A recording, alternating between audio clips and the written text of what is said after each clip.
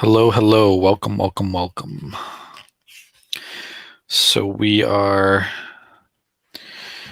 back here again for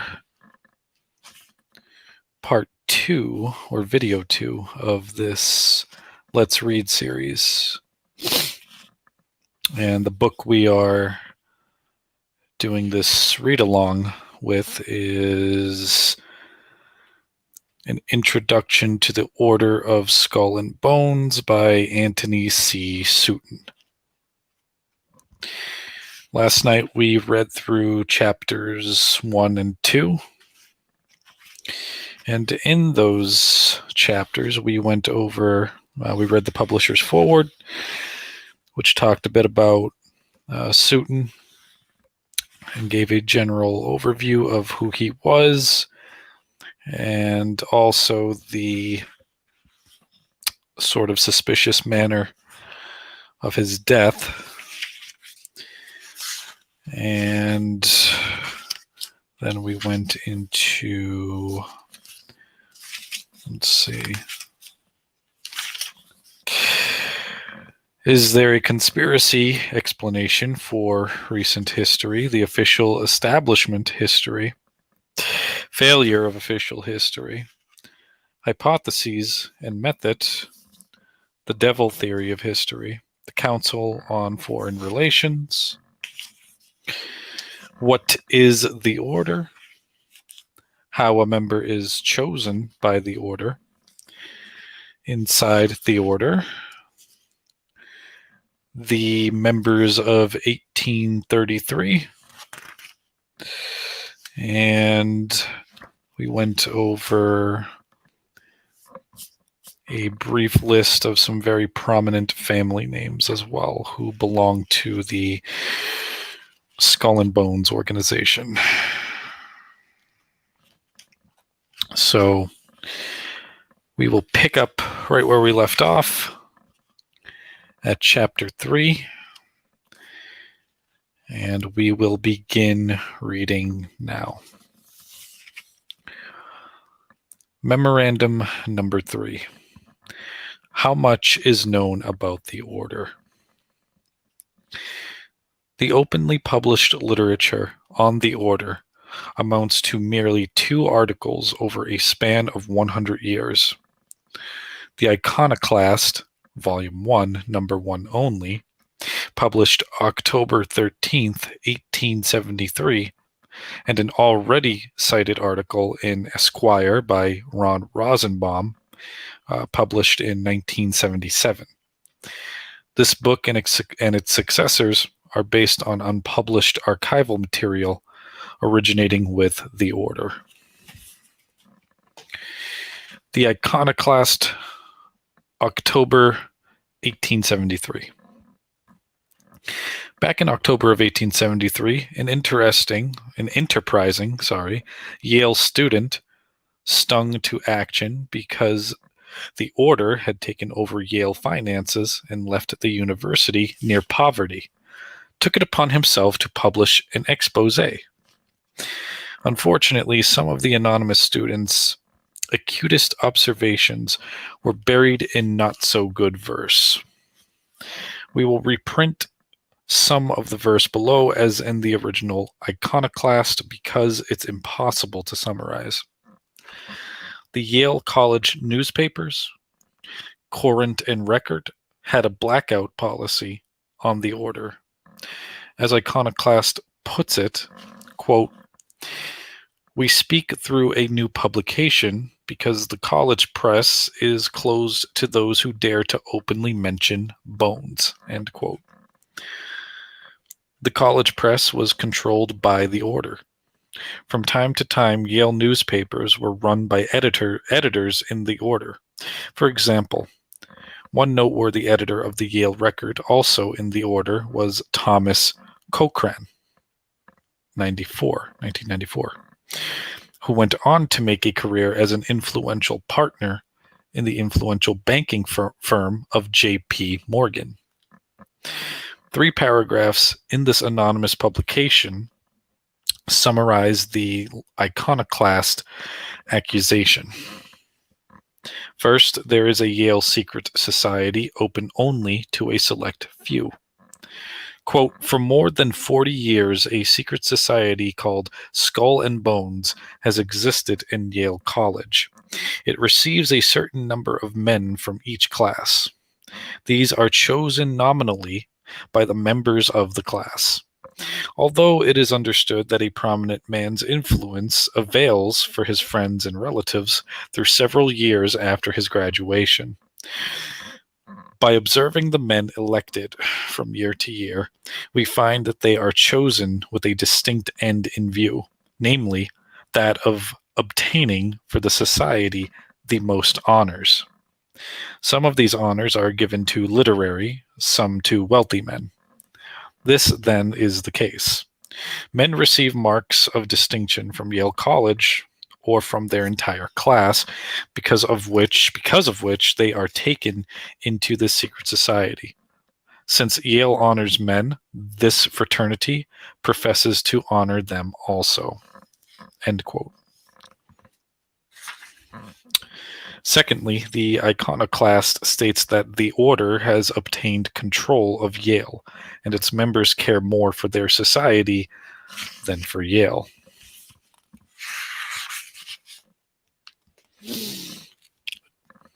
To whom it may concern. We come before the college now on justice's side arrayed, to claim redress for open wrongs that vandal hands have made, to give a college sentiment expression bold and free, asserting each man's native right, if such a thing there be. We represent no clique or clan, but honest men and true, who never will submit to that which 15 men may do, who feel the shameful yoke that long has on the college lain, and who propose to do their best to break that yoke in twain. We are not soreheads. God forbid that we should cherish strong desires to be identified with principles that long have been a blight upon the life and politics of Yale, before whose unjust aims the glow of Boss Tweed's brass would pale. We represent the neutral men, whose voices must be heard, and never can be silenced by a haughty look or word. Of those whose influence here at Yale would be but void and null, did they not wear upon their breasts 2 crossed bones and a skull. We hold no grudge against any man, but wish that all may be united by the common bond of peace and harmony. Yet when a few do to themselves most proudly arrogate the running of affairs, there can be no such happy state. What right, forsooth, have 15 men to lord it over all? What right to say the college world shall on their faces fall? When they approach, have they indeed to sickly greatness grown, and must each one with servile speech them his superiors own? If they have grounds on which they base their claim as just and true, we challenge them to set them forth exposed to public view, that all may know the reasons why this oligarchy proud elect themselves as lords supreme o'er us, the vulgar crowd. We offer no objections to their existing clan. No one disputes with them this right. We question but the plan on which they act, that only he who wears upon his breast their emblem, he for every post shall be considered best. We wish this understood by all. Let none who read this say that we are moved by petty wrongs or private spite obey. It is for principles of right that we with them contend, for principles which they've ignored, but which we here defend. O fellow students, who with us revere these classic halls, O ye across whose pathway bright their sacred glory falls, ye men of every class, who feel our alma mater's care, shall college life beneath these elms this loathsome aspect wear? Shall none assert the right to act as to each seemeth best, but cringe and fawn to him who wears a death's head on his breast? Nay, let all rise and break the spell whose sickly glamour falls about all that originates within those brown stone walls. And if they will not hear our claims or grant the justice due, but still persist in tarnishing the glory of the blue, ruling this little college world with proud, imperious tones, be then the watchword of our ranks, down, down with skull and bones. I believe that was a mantra of some sort belonging to the establishment. We move on. Quote, out of every class, Skull and Bones takes its men. They have gone out into the world and have become, in many instances, leaders in society. They have obtained control of Yale. Its business is performed by them. Money paid to the college must pass into their hands and be subject to their will. No doubt they are worthy men in themselves, but that many whom they looked down upon while in college cannot so far forget as to give money freely into their hands. Men in Wall Street complain that the college comes straight to them for help, instead of asking each graduate for his share. The reason is found in a remark made by one of Yale's and America's first men. Few will give but Bones men, and they care far more for their society than they do for the college. Finally, the iconoclast. Oh, that was okay. That was the end of that quote. Again from the iconoclast piece. Finally, the iconoclast calls the order a, quote, deadly evil, growing year by year. Year by year, the deadly evil is growing. The society was never as obnoxious to the college as it is today, and it is just this ill feeling that shuts the pockets of non-members. Never before has it shown such arrogance and self-fancied superiority. It grasps the college press and endeavors to rule it all. It does not deign to show its credentials, but clutches at the power with the silence of conscious guilt. To tell the good which Yale College has done would be well nigh impossible. To tell the good she might do would be yet more difficult. The question then is reduced to this. On the one hand lies a source of incalculable good. On the other, a society guilty of serious and far-reaching crimes. It is Yale College against Skull and Bones. We ask all men, as a question of right, which should be allowed to live.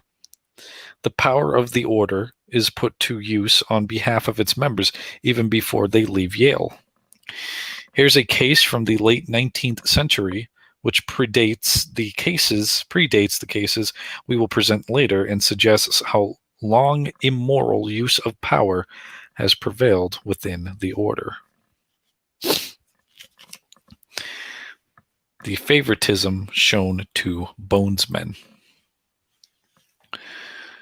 Are we not coming to a sad state when open injustice can be done by the faculty, and when the fact that a man is a member of Skull and Bones can prejudice them in his favor? Briefly, the case which calls forth this question is this. Two members of the senior class, the one being a neutral, the other a bonesman, returned at the beginning of the college year, laden with several conditions, some of which, upon examination, they failed to pass. Up to this point, the cases were parallel, and the leniency, if there was to be leniency, should have been shown to the neutral, who has done all that lay in his power to further the interests of the college, rather than to the bonesman, who has, during his 3 years at Yale, accomplished nothing that we wot of.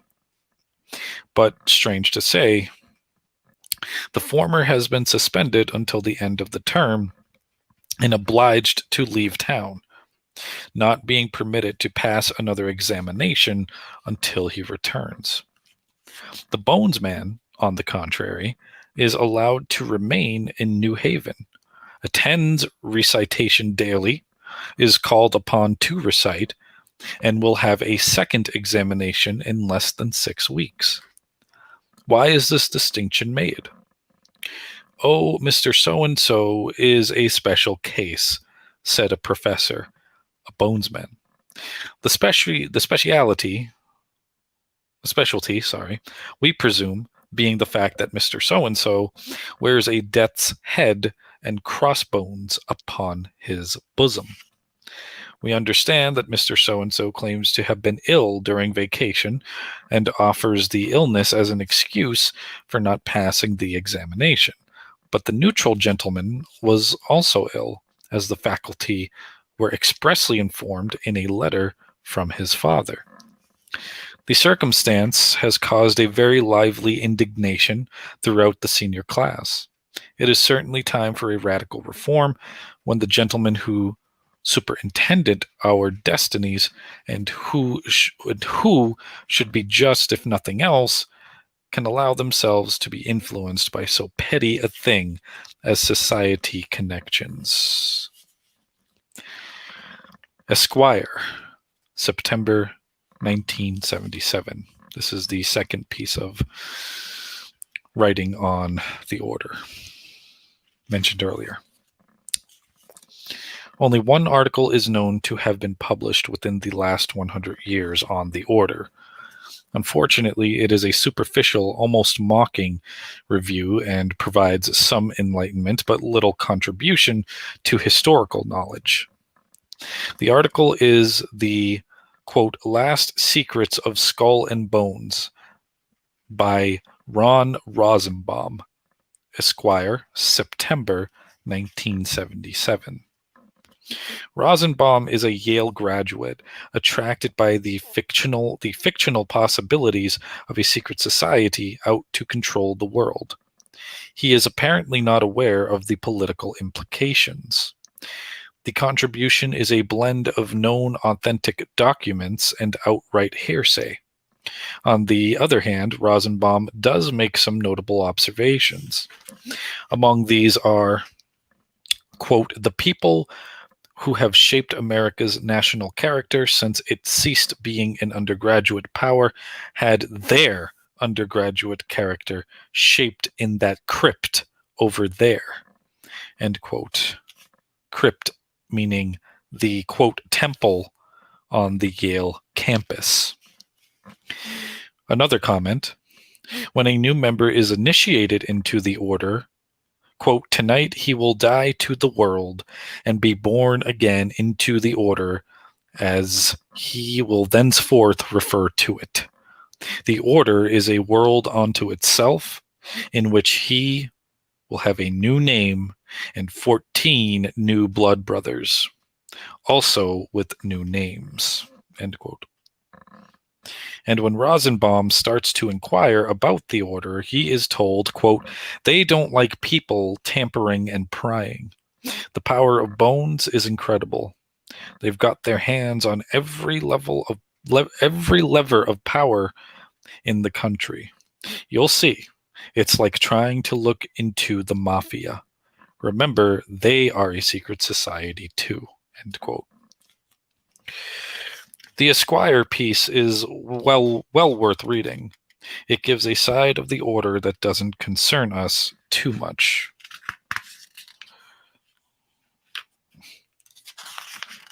There we go. The address books. As the order is a secret society, it does not publish minutes or journals. As Rosenbaum suggests, quote, they don't like people tampering and prying. This author does, however, possess copies of the addresses books, which used to be called catalogs. These are the membership lists all the way back to 1832, the founding date in the United States. How did this material make its way into outside hands? It is possible that one or more members, although bound by oath, would not be dismayed if the story became public knowledge. That's all we will say. Other material exists. Skull and Bones is always a lively topic for Yale conversation. Sometime back, a few practical-minded students made their own investigation. They did a break-in job, a, quote, Yalegate. A small hoard of bones, mementos, a layout diagram, and considerable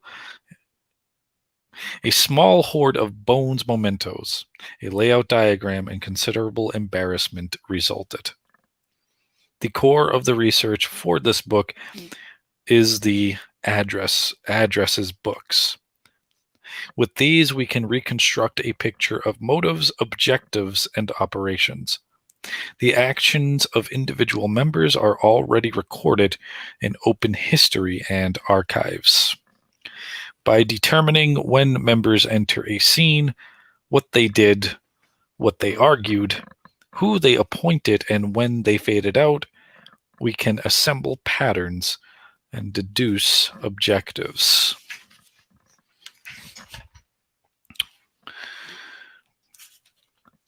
Memorandum number 4. Who is in this secret society? The membership list of about 2,500 initiates into the order has very obvious features. One being that most members are from the eastern seaboard United States. As late as 1950, only 3 members resided in Los Angeles, California, but 28 members resided in New Haven, Connecticut. Members are all males and almost all WASPs. This means white Anglo-Saxon Protestants. In great part, they descended from English Puritan families. Their ancestors arrived in North America in the 1630 through 1660 period. These Puritan families either intermarried with financial power or invited in sons of money moguls, e.g. Rockefellers, Davisons, and Harrimans, whose sons became members of the order. Excuse me. From this preliminary information, we can derive hypothesis number 1. There exists in the United States today, and has existed since 1833, a secret society comprising members of old-line American families and representatives of financial power. The chart on page 19 presents a simplified layout of this hypothesis. Full information remains for a later book. For now, we'll give details of just 2 key families, the Whitneys and the Harrimans. The Whitney family. A key family is the Whitneys, descended from English Puritans who came to the United States about 1635 and settled in Watertown, Massachusetts. 8 Whitneys have been members of the order. Of these, 3 had brief lives.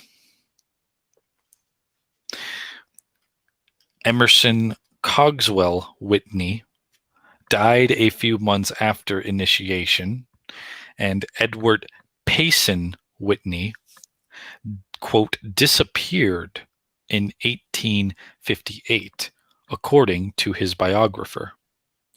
However, 3 Whitneys, William Collins Whitney and his 2 sons, are the core of Whitney influence in the order, which survives today through the Harriman family and intermarriage with Paynes and Vanderbilts. So keep these family names in mind.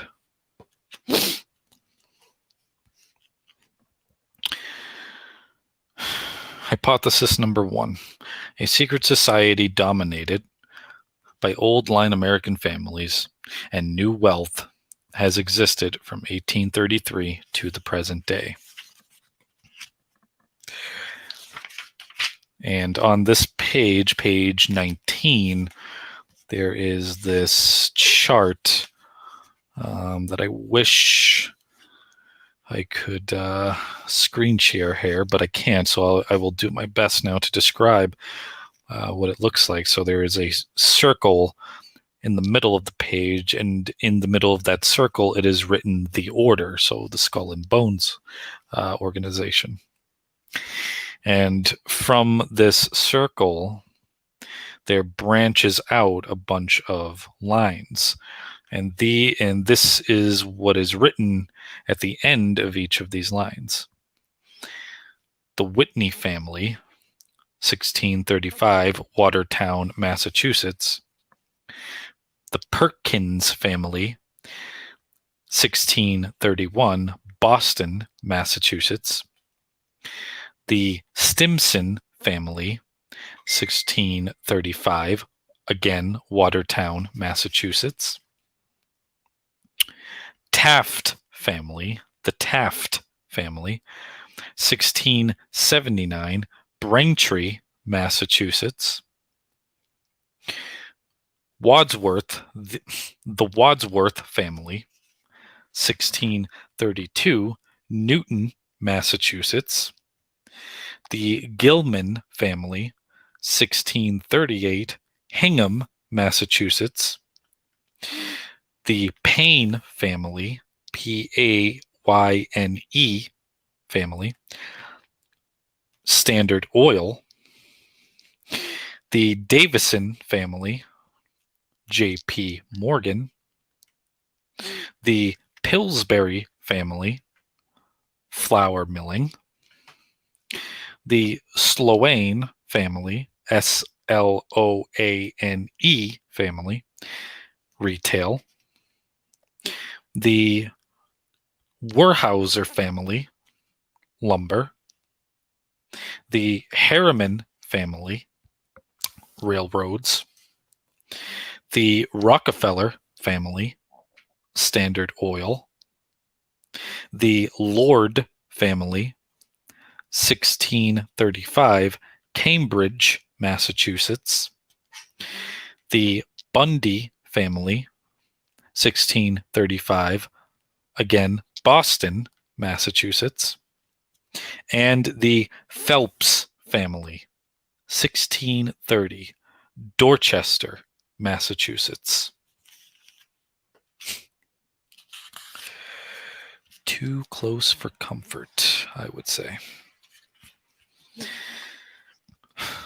William Collins Whitney, 1841 to 1904, is a fine example of how members of the order rise to fame and fortune. William Collins Whitney was initiated in 1863, and by 1872 had only advanced his career to inspector of schools for New York. However, in the last 3 decades of the century, he rolled up a massive fortune, became a power behind the throne in the Cleveland administration, and directed the often unscrupulous activities of a cluster of capitalists known as, quote, the Whitney Group. A brief quotation suggests the power that Whitney amassed in a brief 30 years. This is a list of Whitney estates at the turn of the century. A city residence in New York, a Venetian palace and 5,000 areas in Wheatley Hills near Jamaica. There we go. A Sheepshead Bay house with a private track covering 300 acres, a mansion at Berkshire Hills, Massachusetts, with 700 acres of land, October Mountain House with a large tract of land, Stony Ford Farm, New York, used as an auxiliary to his Kentucky stock farm, and Adirondack Game Preserve of 16,000 acres, a lodge at Blue Mountain Lake with a fine golf course, a bluegrass farm of 3,000 acres in Kentucky, and an estate at Aiken, Aiken, South Carolina, comprising a mansion, race course, and 2,000 acres of hunting land. Goodness gracious. William C. Whitney married Flora Payne, daughter of Standard Oil treasurer Oliver Payne. The Paynes are not in the order, but adding the Payne piece of the Standard Oil fortune made Whitney's fortune that much larger. Their two sons, Harry Payne, 94, and Payne Whitney, 98, went to Yale and became members of the order. After Yale, Harry Payne promptly married Gertrude Vanderbilt in 1896, and so the Whitney Payne fortune now joined some Vanderbilt money. This financial power has channeled into Guaranty Trust, Guaranty Trust, the J.P. Morgan and Guggenheim outfits.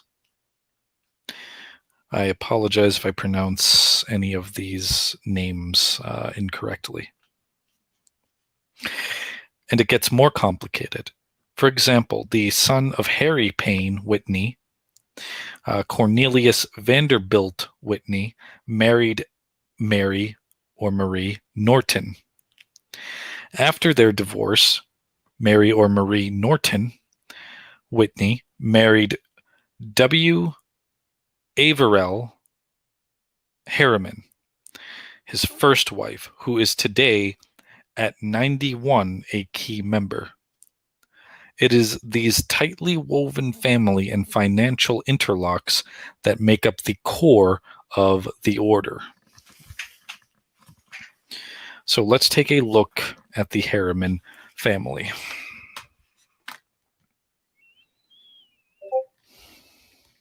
One moment.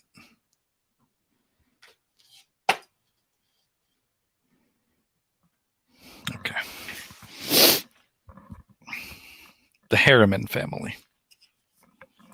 In the first few days of June 1983, a prominent American, a private citizen, flew to Moscow for a confidential chat with Yuri Andropov, Andropov.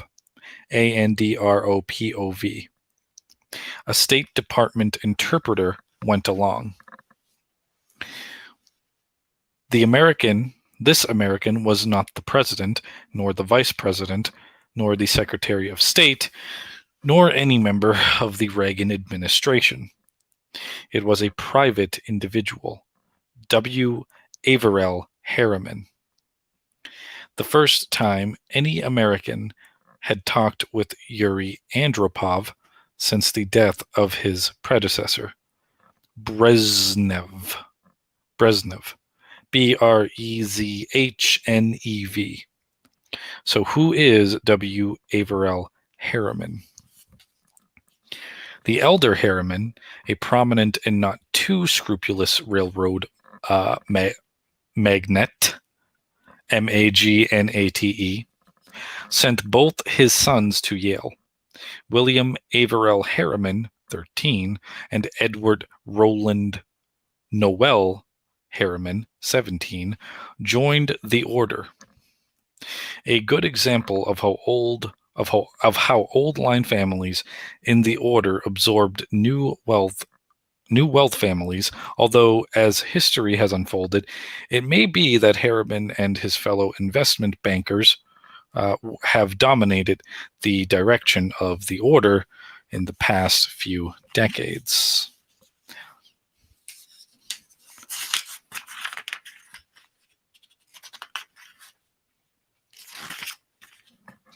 In the 1930s, W. A. Harriman and Company merged with Brown Brothers.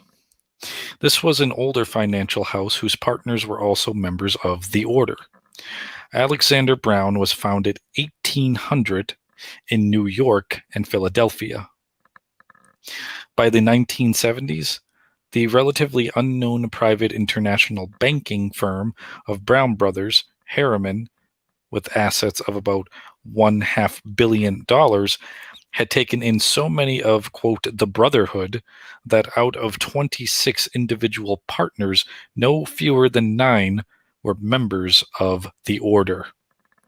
We don't know of any greater concentration of members.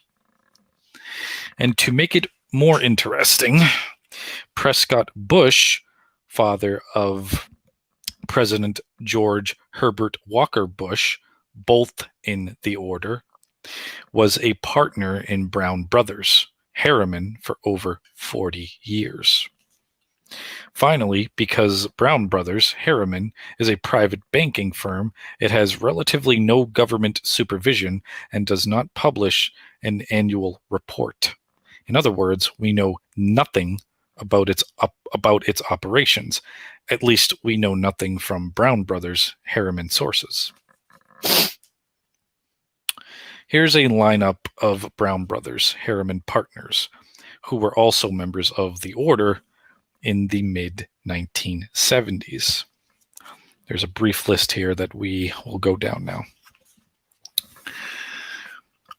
Walter H. Brown in 1945.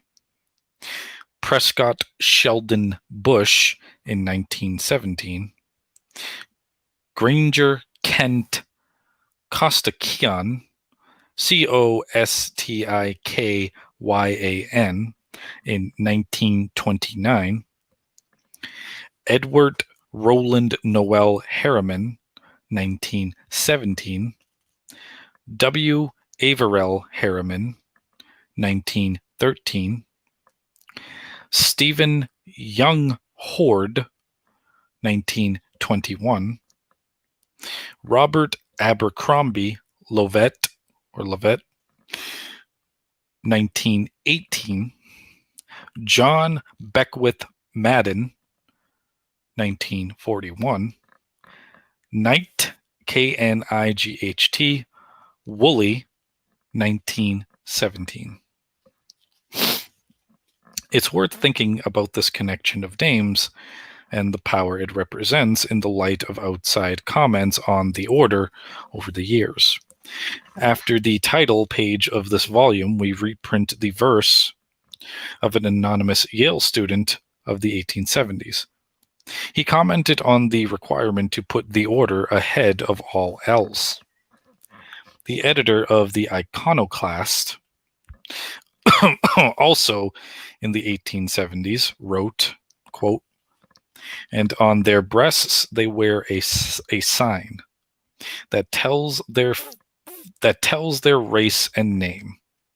It is the ghastly badge of death, and from his kingdom came the son of Satan, son of sin, the enemy of man, end quote.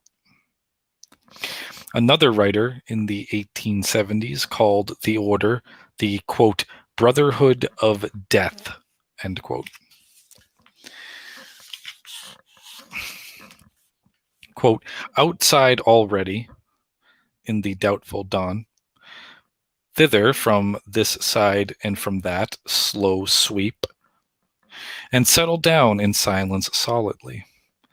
Crow-wise, the frightful brotherhood of death. Black-hatted and black-hooded huddle they, with black cravats a dangling from each neck. So take they their grim station at the door, torches lit, skull and crossbones, banner spread.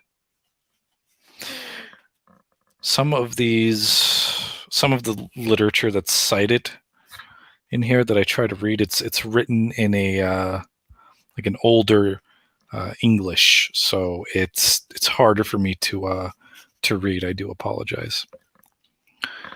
Ron Rosenbaum, in his 1977 Esquire article a century later, was less caustic.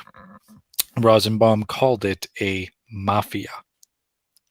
From evidence to be presented later, this author would term the order a, quote, an international mafia, unregulated and all but unknown, end quote. To the outside world, however, it's merely Brown Brothers, Harrison, 59 Wall Street, New York. But obviously, Yuri Andropov over in Moscow knows who holds the cards. The British connection. Some well-read readers may raise a question. How does the order, its families relate to Cecil Rhodes' secret society? Milner's Round Table, the Illuminati, and the Jewish... I knew we were going to go here. The Illuminati and the Jewish secret society equivalents. How do these fit into the picture? We are concerned here only with the core of a purely American phenomenon with German origin. It is undoubtedly linked to overseas groups. The links between the order and Britain go through Lazard Freres, Lazard Freres,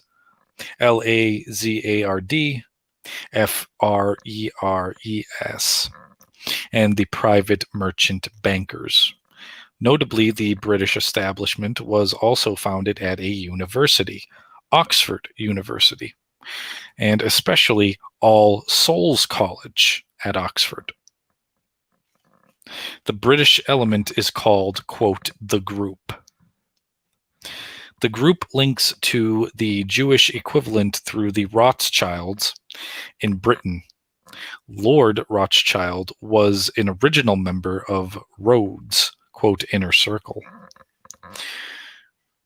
The order in the United States links to the Guggenheim, Schiff, and Warburg families. There were no Jews at all in the order until very recently. In fact, the order has, as Rosenbaum suggests, some definite anti-Semitic tendencies. Token Jews and token blacks have been admitted in recent years. There is an Illuminati connection. Some details are in the Esquire article. More details will be in our future volumes. All these groups have cooperative and competitive features, but to argue that all the world's ills can be ascribed to any one of these groups is false. The core of the order, like the core of the group in England, comprises about 20 families. In the United States case, they are mostly descendants from the original settlers in Massachusetts. New wealth did not enter the order until the mid-19th century, and until recently has never dominated the order. On the other hand, key families, the Whitneys and the Harrimans, are linked to their own banking interests. In many ways, these old-line Yankee families have outsmarted the bankers. The Puritans diverted bankers' wealth to their own objectives without always absorbing the banker families. The order controls the substantial wealth of Andrew Carnegie, but no Carnegie has ever been a member of the order. The order used the Ford wealth so flagrantly against the wishes of the Ford family that 2 Fords resigned from the board of the Ford Foundation. No Ford has been a member of the order. The name Morgan has never appeared on the membership lists, although some Morgan partners are with the inner core, for example, Davison and Perkins. Interestingly, the Astor name, Astor name, is prominent in the group in England, but not in the order in the United States. Okay. That will conclude today's read of Antony C. Sutton's Introduction to the Order of Skull and Bones. This is fun.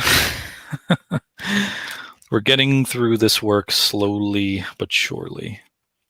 And it's a good thing that I'm taking my time with this, and I hope those who decide to listen and read along with me are too, because there are a lot of notes mentally and physically to take while reading through this book. So, alrighty. Let's wrap things up then. Hope everybody enjoyed the read, and I hope, as always, everybody learned something and there was a valuable takeaway. And until next time, be safe, everyone, and deuces.